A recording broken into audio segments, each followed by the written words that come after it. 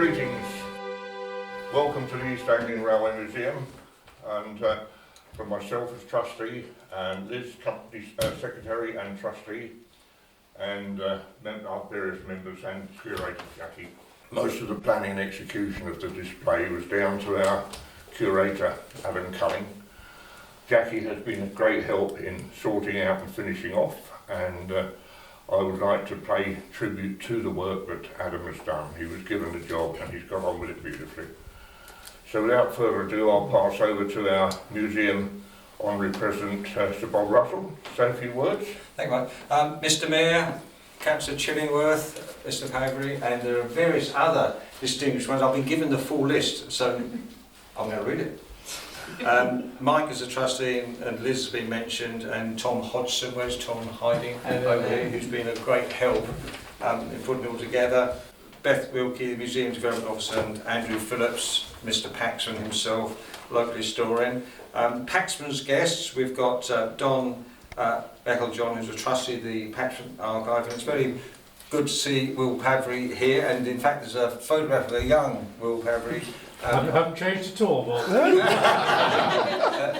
yes, quite. None of us have. One of the great advantages of coming out of the Second World War is that we all look younger, don't we, than our parents and our grandparents. So Will Pavry's here, former MD and Group Managing Director of Paxman's, and it's somewhat desperately sad that we are celebrating today this wonderful Paxman display in the very month or thereabouts where the Paxman's gone after this wonderful 100 and it's actually up there somewhere, 155 years, and the end of an era. And that's now got to be updated because it said that the Paxman's went in April, and of course they struggled on just a wee bit longer, but I think it's okay. I mean, it's near as damn it. It was accurate when it was put together. And then from Angel Trains we have Jack Plum, who's also with the museum, Mark Arden and Samantha Lovell. But we do have two other guests. Where are they hiding? The check shirts from BBC Essex, Steve Scruton and Ian White. So we're pleased to see you, gentlemen. Thank you for being here. So this is a momentous day. It's a historic day.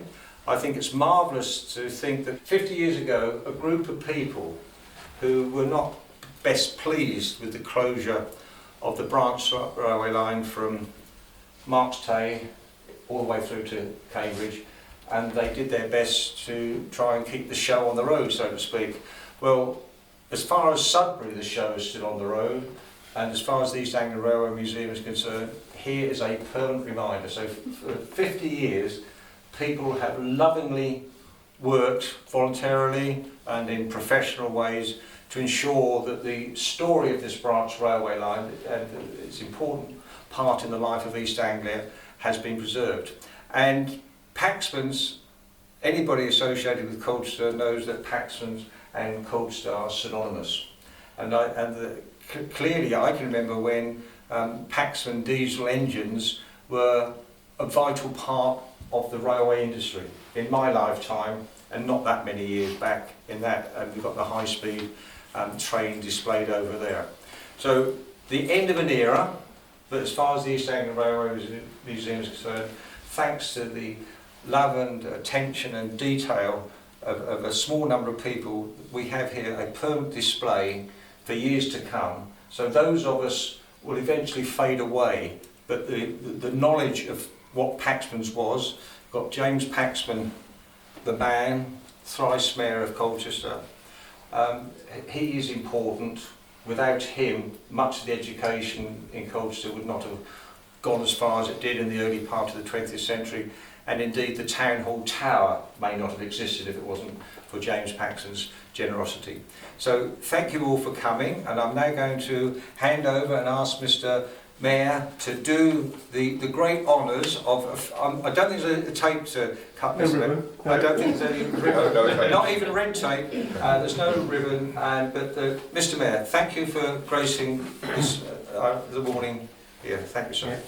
Well, it's my privilege to be here, to be fair, Sir Bob, and as you've already said, Paxman's was an integral part of the town for generations, and indeed as a schoolboy, I had a visit round Paxman's and the foundry and to see a careers advice, I think it was. Having said that, I went back to farming where we still use forges and we still have to repair mechanical instruments. But no, as you say, the Paxmans themselves have done so much for the town, and without this exhibition really, just reminding people what actually went on and the innovation, I think. I mean, you know, going from the 1860s when, you know, steam was almost the main power, going to full diesel motors, and then 18-cylinder, I believe, engines for trains and ships. Yeah, and you said you got a life of 25 years, I think it was. Out of the engines? Yes, certainly. which is probably more than a lot of the ships actually manage. But, what I'd say, thank you to the East Anglian Railway Trust to actually home this exhibition. We're desperately short of museums in Colchester celebrating our industrial heritage, whether it's the Colchester Lathe or Paxman's or Woods. Woods are still here in one shape or another. We've still got Woods fans on our farm, which are very modern ones. But you know, Colchester was the centre of excellence for engineering, and it's all part of our history. And I think history and culture is now our main selling point as a town. And this all adds to that lovely diverse collection. So it gives me great pleasure to thank everybody that's put all this together. And let's hope that soon we'll be getting opening hours all through the week so everybody can come and actually appreciate it and see what went on. So well done everybody, and good luck for the future. Thank you.